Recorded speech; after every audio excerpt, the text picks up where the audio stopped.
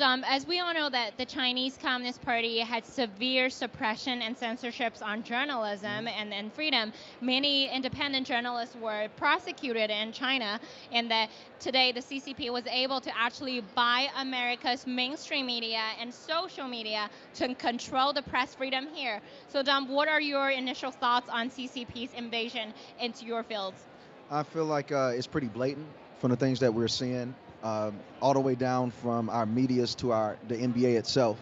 We see the infiltration from the CCP to the NBA, and the way that they pretty much demand obedience from our top celebrities is pretty telling of their positions of power in our media as a whole.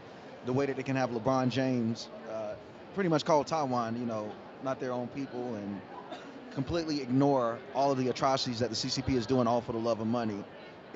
They have a pretty strong grasp on America, and I feel like a lot of our Democratic politicians are taking in what the CCP is doing down to the citizens in China and applying that on American citizens.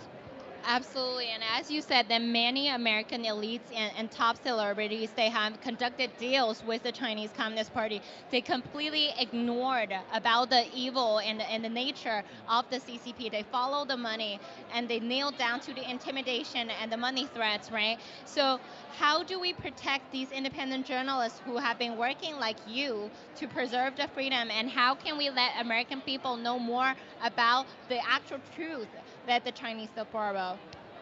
Mainly, in terms of protection, every journalist, I feel like they should be aware of the responsibility and the dangers of what they're doing.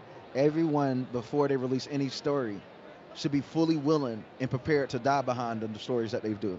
So it's not really a way that you can protect journalists, but keeping eyes on them, constantly sharing their stuff, keeping up with them, shedding light on their stories and the development, the people that they're exposing. Keep an eye on the moves of the people that they're exposing and the reactions of the people around them.